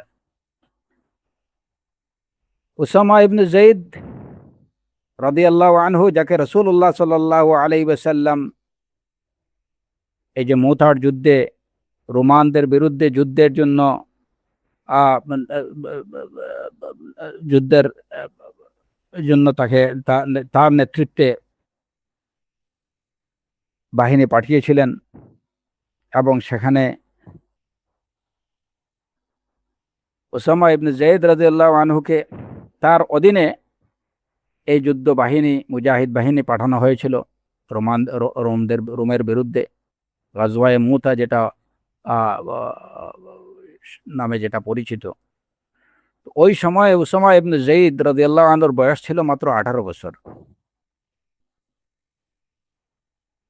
রাসূলুল্লাহ সাল্লাল্লাহু আলাইহি ওয়াসাল্লাম উসামা ইবনে যায়েদ রওনা করার শুরুতেই, যুদ্ধের উদ্দেশ্যে রওনা হওয়ার শুরুতেই রাসূল সাল্লাল্লাহু আলাইহি ওয়াসাল্লাম মৃত্যুবরণ করলেন। এরপরে সাহাবায়ে কেরামদের মধ্যে তার উসামা ইবনে যায়েদের নেতৃত্ব নিয়ে কিছুটা কথাবার্তা আলোচনা দেখা দিল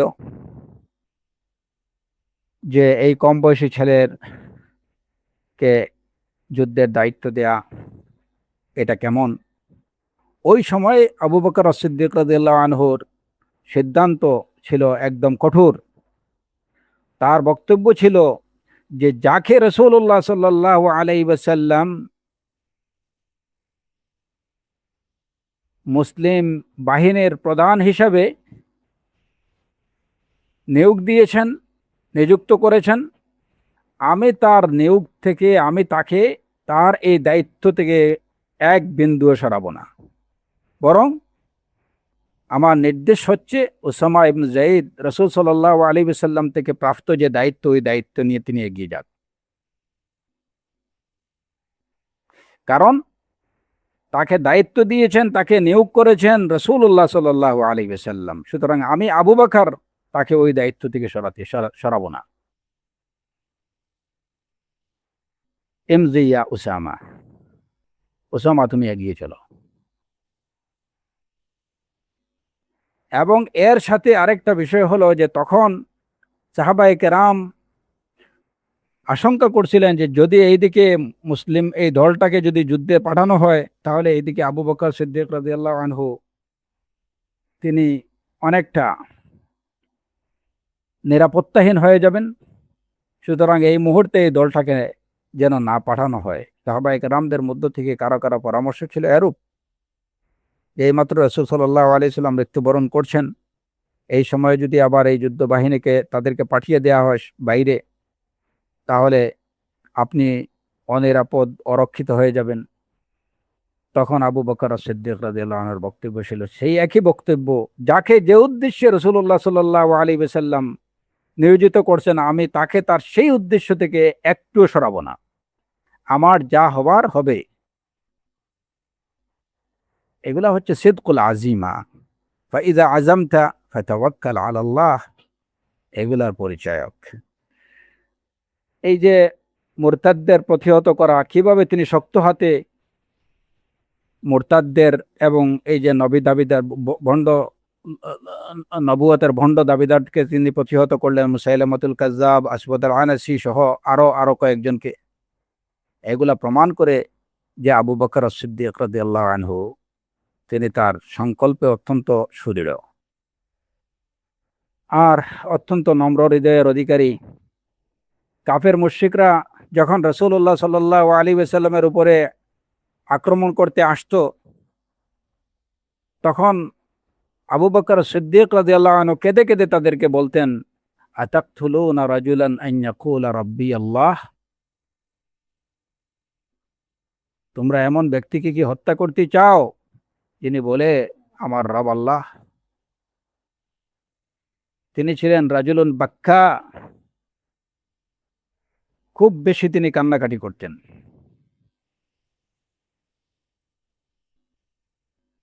তো তো এই ছিল তার মধ্যে যে মৌলিক এবং তার রেখা বা তার নম্রতার কিংবা তার দৃঢ় সংকল্পের প্রমাণ হিসাবে অসংখ্য ঘটনা বিদ্যমান রয়েছে, সুন্নাহ দ্বারা প্রমাণিত। কোরআন সুন্নাহর মধ্যে এরকম অনেক ঘটনা বর্ণিত আছে। তো আমাদের মূল কথা হচ্ছে যে আবু বকর as-সিদ্দিক রাদিয়াল্লাহু আনহু তিনি এই উম্মতের শ্রেষ্ঠ লোক, শ্রেষ্ঠ ব্যক্তিত্ব নবীগণের পরে। তার বৈশিষ্ট্যের মধ্যে অনেকাংশেই রাসূলুল্লাহ সাল্লাল্লাহু আলাইহি ওয়াসাল্লামের স্বভাব বৈশিষ্ট্য গুণাবলীগুলো ছিল, এবং এর মধ্যে অন্যতম এই দুইটি বিষয় রেখা এবং সিদকুল আজিমা। এখন একটা বিষয় ইনশাআল্লাহ এটা নিয়ে আমরা পরবর্তীতে আলোচনা করার আশা রাখছি, যে রাসূল সাল্লাল্লাহু আলাইহি ওয়াসাল্লামের মৃত্যুর পরে আবু বকর সিদ্দিক রাদিয়াল্লাহু আনহুর যে মনোনয়ন, খলিফা হিসাবে তার মনোনয়ন বা তাকে যে নির্বাচিত করা হলো, সেটা কিভাবে? এটা কি রাসূল সাল্লাল্লাহু আলাইহি ওয়াসাল্লাম থেকে বর্ণিত সুস্পষ্ট কোনো প্রমাণের ভিত্তিতে নাকি ইঙ্গিতবাহী কোনো প্রমাণের ভিত্তিতে, নাকি এটা সাহাবায়ে কেরামদের পছন্দ অনুসারে? তিনি কিভাবে খলিফা নির্বাচিত হয়েছিলেন, কিসের ভিত্তিতে নির্বাচিত হয়েছিলেন, এটা কি ইলেকশন হয়েছিল নাকি কোনো নির্বাচন ছাড়াই, কোনো বুটাবুটি ছাড়াই তিনি নির্বাচিত হয়েছিলেন? এই বিষয়গুলো নিয়ে ইনশাআল্লাহ আমরা পরবর্তী সেশনে আলোচনার আশা রাখছি। আজকে এই বিষয়ে এখানেই আলোচনা শেষ করছি। এই আলোচনা যেহেতু আমাদের সামনে আর হয়তো 2 দিন বাকি আছে, রমাদান চলে আসছে, আমি আমাদের ইখওয়ান এবং আখাওয়াতদের সর্বাগ্রে আমি আমাকে, এরপরে আমার ইখওয়ান এবং আখাওয়াতদেরকে বলছি যে রমাদানের প্রস্তুতি আপনারা সেরে ফেলেন।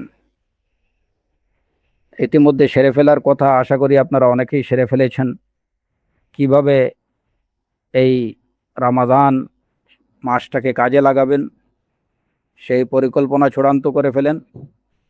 দুনিয়াবি ঝামেলা যেগুলো আছে এগুলা যদি কারো এখনো বাকি থেকে থাকে, এই 2 দিনের মধ্যে সেগুলো একদম পুরোপুরি মিটমাট করে ফেলেন। আপনি রমাদান মাসে আপনার রবের সন্তুষ্টির জন্য একদম ডেডিকেটেড হয়ে যান। সিদকুল আজিমা দরকার, আপনার সত্যবাদী সংকল্প, দৃঢ় সংকল্প যে এই রমাদানে আমি আমার দ্বীনের কাজ, ইবাদা, আমার রবের সন্তুষ্টিমূলক কাজ ছাড়া অন্য কোনো কাজ আমি করব না। কিভাবে আল্লাহ আজ্জা ওয়া জাল্লার নৈকট্য লাভ করা যায় সেই প্ল্যান আপনি তৈরি করে ফেলেন। কিভাবে আপনি আপনার রবের আরো বেশি নিকটবর্তী হবেন, আপনি কিভাবে ওলি আল্লাহ হবেন, আপনি পুরুষ হন কিংবা নারী, আপনি কিভাবে আপনার রবের অধিকতর সন্তুষ্টি অর্জন করতে পারেন, সেই প্রচেষ্টার জন্য নিজেকে তৈরি করে ফেলুন, পরিকল্পনা ঠিক করে ফেলুন। সময় হাতে খুবই কম। আপনি প্রথমত আমাদের প্রত্যেককে এই বিষয়টা মাথায় রাখতে হবে যে হতে পারে এই রমাদান আমার জীবনের শেষ রমাদান, আমার জীবনে আর রমাদান নাও আসতে পারে। হয়তো এটা আমার রবের দিয়ে আমার জীবনের শেষ সুযোগ। সেটাকে এইটুকু মনে করে এটাকে কাজে লাগাতে হবে। শয়তান যেন কোনোভাবে এই ওয়াসওয়াসা না দেয় যে আচ্ছা ঠিক আছে প্রথম 20 দিন কোনোভাবে যাক, শেষ 10 দিনের জন্য আমি প্ল্যান ঠিক করব। এরকম ওয়াসওয়াসা যেন শয়তান না দেয়। শাহরু রমাদান আল্লাযী উনজিলা ফীহিল কুরআন হুদাল লিন-নাসি ওয়া বায়্যিনাতিম মিনাল হুদা ওয়াল ফুরকান। এই পুরা শাহরে রমাদানটাই হচ্ছে মুবারক। এই পুরা শাহরু রমাদানটাই হচ্ছে শাহরুর রাহমা। এই পুরা শাহরে রমাদানটাই হচ্ছে শাহরুল মাগফিরা। এই পুরা শাহরে রমাদানটাই হচ্ছে শাহরুল ইতকি মিনান নিরান, শাহরুল ইতকি মিনান নার। সুতরাং তার প্রত্যেকটা মুহূর্তকে আপনি কাজে লাগান। এটা জীবনের শেষ রমাদান হতে পারে আপনার আমাদের।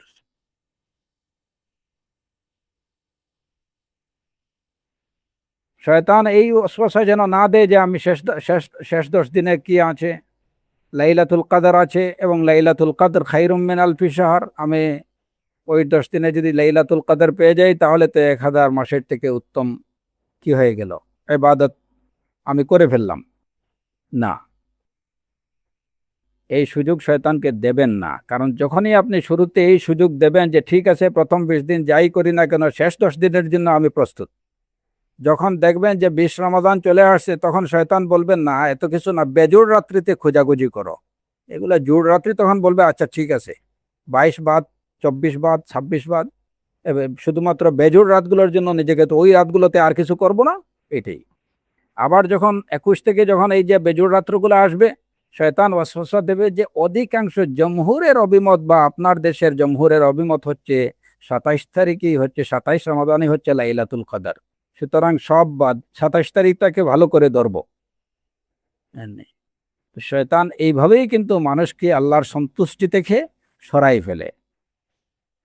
এর জন্য আপনার এবং আমাদেরকে আজম বিল জাজম করতে হবে যে না, আমি রমাদানের একদম শুরু থেকে শেষ পর্যন্ত প্রত্যেকটা মুহূর্ত আমার কাছে গুরুত্বপূর্ণ। আমি প্রত্যেকটা মুহূর্তকে আমার রবের সন্তুষ্টির পথে ব্যয় করব। রমাদানের প্রত্যেকটা মুহূর্তকে আমি কাউন্ট করব এমনভাবে, এবং আমি নিজেকে মুহাসাবা করব যে আমার থেকে এমন কিছু হচ্ছে কিনা যেটা আমার রবের সন্তুষ্টির পথে অন্তরায়, আমার থেকে কোনো বাজে কথাবার্তা হচ্ছে কিনা, কোনো মিথ্যা কথা হচ্ছে কিনা, আমার রবের সন্তুষ্টি পরিপন্থী কোনো কাজ হচ্ছে কিনা, এই মুহাসাবা আপনি নেবেন। এবং এরকম কোনো কিছু যেন না হয় সে বিষয়ে সবসময় সতর্ক থাকতে হবে, এবং আপনাকে আপ্রাণ প্রচেষ্টা করতে হবে যে যেন আমার থেকে সারা বছর আমি গুনাহের মধ্যে লিপ্ত ছিলাম, সাগায়ের কাবায়ের, ইচ্ছায় অনিচ্ছায়, হ্যাঁ, দৃশ্যমান অদৃশ্য অনেক ভুল ত্রুটি গুনাহ খাতা আমার থেকে হয়েছে। এই রমাদানে যেন আমার থেকে কিছু না হয়, কারণ এটা অত্যন্ত মুবারক মাস, শাহরু রমাদান আল্লাযী উনজিলা ফীহিল কোরআন। কেবলমাত্র খাবার দাবার থেকেই, এগুলা থেকেই যদি কেউ বিরত থেকে মনে করে যে এটাই তার সিয়াম, তাহলে সে ভুল করলো। যদি কেউ মিথ্যা কথা পরিহার না করে, ফালাইসা লিল্লাহি হাজাতান আন ইয়াদা তাআমাহু ওয়া শারাবাহু, তাহলে খানাপিনা থেকে বিরত থাকার কোনো প্রয়োজন নেই। এরকম সিয়াম আল্লাহ কবুল করেন না। সুতরাং আল্লাহর কাছে ঘৃণিত, অপছন্দনীয় সব রকমের, এমনকি কোনো সগীরা গুনাহটাকে যেন আমার থেকে না হয়, কোনো সগীরা গুনাহ যেন আমার থেকে না হয়, সে বিষয়ে আমাকে সতর্ক থাকতে হবে। এবং আরেকটা বিষয় মনে রাখবেন যে অবশ্যই এই যে শেষ 10 দিন, সেই শেষ 10 দিন তো হবে একদম, মানে একদম ফাইনাল পর্যায়ে, চূড়ান্ত পর্যায়ে। আমি সারা মাস ব্যাপী চেষ্টা করব, এবং ওই সময় আমার চেষ্টার এটা হবে চূড়ান্ত পর্ব। দেখেন কোরআনে কারীমে আল্লাহ আযজা ওয়া জাল সূরাতুল বাকারা এই যে আয়াতটি ইরশাদ করেছেন, ওয়া ইযা সাআলাকা ইবাদি আন্নী ফাইন্নী করিব উজিবু দাওয়াতাদ দাঈ ইযা দাআনি। ওয়া ইযা সাআলাকা ইবাদি আন্নী ফাইন্নী করিব। আল্লাহ আযজা ওয়া জাল্লা বলছেন যে যখন তারা আপনাকে আমার সম্পর্কে জিজ্ঞেস করে, ফাইন্নী করিব, আমি তাদের অতি নিকটে, আমি অতি নিকটে, করিব, উজিবু দাওয়াতাদ দাঈ ইযা দাআনি, আহ্বানকারীর আহ্বানে আমি সাড়া দেই যখন সে আমাকে আহ্বান করে। উজিবু দাওয়াতাদ দাঈ ইযা দাআনি, এই আয়াতটি সিয়ামের আয়াতের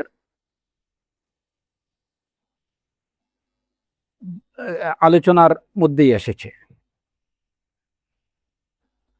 শাহরু রমাদান, সিয়াম, এই সব আলোচনার প্রেক্ষিতেই আল্লাহ আযজা ওয়া জাল এই আলোচনার গর্বেই এই আয়াতটি এসেছে। এর আগে এবং পরে শাহরু রমাদান এবং সিয়ামের বিষয়গুলো আলোচনা হয়েছে, আল্লাহ আযজা ওয়া জাল বলেছেন। তো সেখানেই এই আয়াত, ওয়া ইযা সাআলাকা ইবাদি আন্নী ফাইন্নী করিব। এখানে লক্ষণীয় যে বিষয়টা, খুব ভালো করে আপনারা লক্ষ্য করেন, কথাটা ভালো করে বুঝতে হবে। সিয়ামের আলোচনার গর্বে এই আলোচনা এসেছে। আল্লাহ আযজা ওয়া জাল্লা বলেছেন যখন আপনাকে তারা আমার সম্পর্কে জিজ্ঞেস করবে ফাইন্নী কারিব, আমি অতি নিকটে, উজিবু দাওয়াতাদ দাঈ ইযা দাআনি, যখন আহ্বানকারী আমাকে আহ্বান করে আমি তার আহ্বানে সাড়া দিই। এখন প্রথম কথা, এই কথাটি আল্লাহ আযজা ওয়া জাল্লা বলেছেন রমাদানের সিয়ামের আলোচনার গর্ভে। আল্লাহ আযজা ওয়া জাল্লা সবসময় মানুষের নিকটে, তিনি সবসময় তাকে তাকে যে আহ্বান করে তার আহ্বানে সাড়া দেন। কিন্তু বিশেষভাবে সিয়াম শাহরু রমাদানের আলোচনার ধারাবাহিকতা এই আয়াত এই কথাটি বলার একটা বিশেষ উদ্দেশ্য আছে। ওই সময় আল্লাহ আযজা ওয়া জাল তার বান্দার আরো বেশি নিকটে, এবং ওই সময় বান্দা তার রব থেকে বান্দার প্রাপ্তি হয় অনেক বেশি। আল্লাহ আযজা ওয়া জাল তার বান্দাকে অনেক বেশি দেন। উজিবু দাওয়াতাদ দাঈ ইযা দাআনি, এটা যাকাতের আলোচনায় আল্লাহ আযজা ওয়া জাল্লা বলতে পারতেন ওয়া ইযা সাআলাকা ইবাদি আন্নী ফাইন্নী কারীব। এটা হাজের বিষয়ে আল্লাহ আযজা ওয়া জাল্লা বলতে পারতেন, সালাতের বিষয়ে বলতে পারতেন। কিন্তু রমাদানের আলোচনায়, সিয়ামের আলোচনার মধ্যে এই কথাটি নিয়ে আসছেন, ওয়া ইযা সাআলাকা ইবাদি আন্নী ফাইন্নী কারীব উজিবু দাওয়াতাদ দাঈ ইযা দাআনি। সুতরাং বোঝা গেল যে আল্লাহর কাছে সওয়াল করার, আল্লাহর নৈকট্য লাভ করার একটা অন্যতম সুবর্ণ সুযোগ হচ্ছে, সুবর্ণ মৌসুম হচ্ছে এই রমাদান। নাম্বার 1। নাম্বার 2, লক্ষ্য করেন আয়াতের শুরু হচ্ছে ও ইযা সাআলাকা ইবাদি আন্নী, যখন আপনাকে, মানে আল্লাহ আযজা ওয়া জাল্লা তার নবীকে সম্বোধন করে বলছেন যে যখন আপনাকে তারা আমার সম্পর্কে জিজ্ঞেস করবে ফাইন্নী কারীব। এখানে কথাটা স্বাভাবিকভাবে আমরা যেটা বুঝি যে যখন তারা আপনাকে আমার সম্পর্কে জিজ্ঞেস করবে তখন আপনি তাদেরকে বলুন, এটা বলা দরকার ছিল। আপনি তাদেরকে বলুন ফাকুল লাহুম ইন্নী কারীব।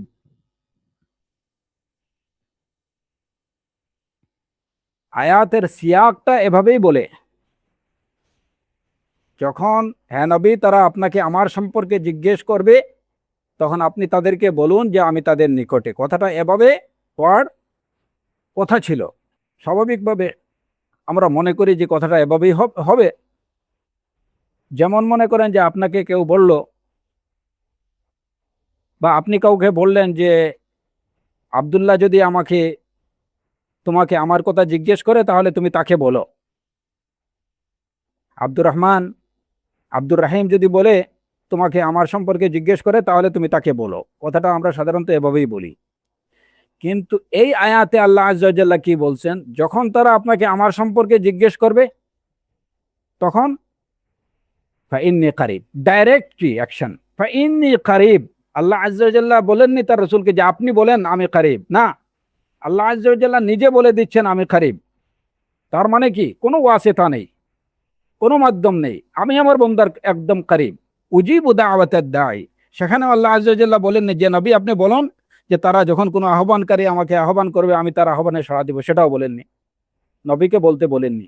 বলছেন ডাইরেক্ট আল্লাহ আযজা ওয়া জাল্লা নিজে তার বান্দাদেরকে বলছেন উজিবু দাওয়াতাদ দাঈ ইযা দাআনি।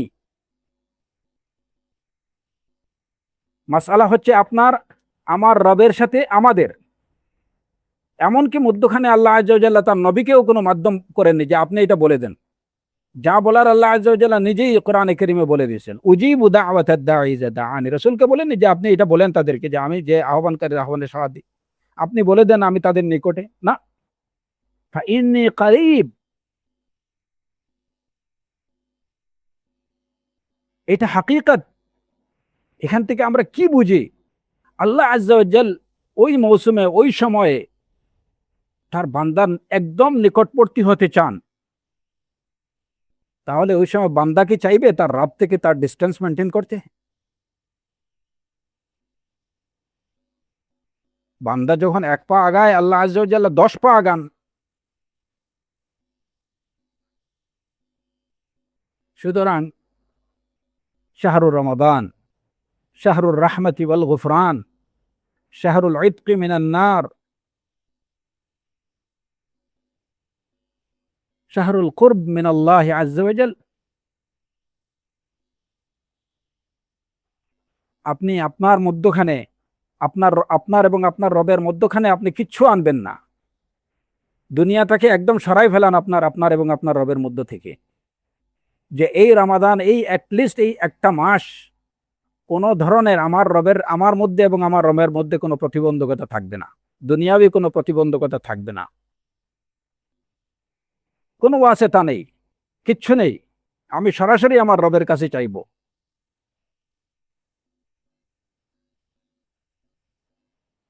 আর আল্লাহ আযজা ওয়া জাল্লা ওয়াদা দিয়ে রাখছেন ডিরেক্টলি, উজিবু দাওয়াতে দাঈ ইযা দাআনি। ডাকলেই আপনি আল্লাহ আযজা ওয়া জাল্লা সাড়া দেবেন। উজিবু দাওয়াতে দাঈ ইযা দাআনি। এই ইযা দাআনি, এই আয়াতের দিকে, এই আয়াতের এই অংশটুকুর দিকে লক্ষ্য করলে আপনার এবং আমাদের ঈমান আরো বেড়ে যাওয়ার কথা, আল্লাহর প্রতি শৌক আরো অনেক বেশি বেড়ে যাওয়ার কথা। উজিবু দাওয়াতে দাঈ, আমি আহ্বানকারীর আহ্বানে সাড়া দেব। ইন দাআনি, আল্লাহ আযজা ওয়া জাল্লা বলেননি যদি সে আমাকে ডাকে, সেটা বলেননি। ইযা দাআনি, যখনই সে আমাকে ডাকবে। ইযা দাআনি, যখনই সে আমাকে ডাকবে, সেটা রাতের দ্বিপ্রহরে হোক, রাতের প্রহরে হোক, সেটা দিনের বেলা হোক আর রাতের বেলা হোক। ইযা দাআনি। সুতরাং অনেক সময় দেখা যায় যে আমরা কি, যে দিনের বেলায় ক্যারাম বোর্ড নিয়ে ব্যস্ত, কিংবা সারাদিন ঘুমের মধ্যে শুধুমাত্র কোনো মতে সালাতের সময়টা সালাত আদায় করলাম, বাকি সময়টা ঘুমে। আর রাতের বেলায় যে না, ওই সময় কিয়ামুল লাইল, ইবাদতটা শুধুমাত্র রাতের বেলায়। আপনার রব বলতেছেন উজিবু দাওয়াতা দাঈ ইযা দাআনি, আপনি যখনই ডাকবেন। দিনের বেলা যদি আপনি ডাকেন, আপনার রব আপনার ডাকে সাড়া দেবেন। তো এখন রাতে ডাকবো, এর জন্য আপনি সারাদিন যদি ঘুমিয়ে কেটে দেন, কিংবা আপনি লাগাওয়ার মধ্যে অনর্থক কাজের মধ্যে কাটায় দেন, তাহলে আপনি কিন্তু আপনার রবের পক্ষ থেকে সাড়া পাওয়ার সুযোগটা মিস করে ফেললেন। এটা যেন না হয়, এর জন্য রমাদানের প্রত্যেকটা মুহূর্ত হচ্ছে অত্যন্ত গুরুত্বপূর্ণ। একটা মিনিটও অবহেলার মধ্যে, অনর্থক কাজের মধ্যে, বাজে কাজের মধ্যে নষ্ট করার সময় ওইটা না। উজিবু দাওয়াতাদ দাঈ ইযা দাআনি বা'দাল ফজর, বা'দাল যুহর, দ্বিপ্রহরে, দিনের দ্বিপ্রহরে, আসরের পরে, আসরের আগে, মাগরিবের পরে, মাগরিবের আগে, প্রত্যেকটা সময় আপনি আপনার রবের সন্তুষ্টির জন্য চেষ্টা করেন, সন্তুষ্টি লাভের জন্য চেষ্টা করেন। এটাই করা উচিত আমাদের।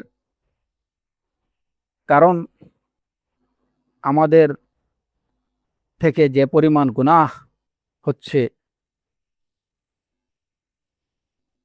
আল্লাহ আযজা ওয়া জাল্লার রাহমা যদি আমরা না লাভ করতে পারি, তাহলে ধ্বংস অনিবার্য। সুতরাং আল্লাহ আযজা ওয়া জাল তার রহমত দিয়েই কিন্তু আমাদেরকে এই সুবর্ণ সুযোগটুকু দিয়েছেন,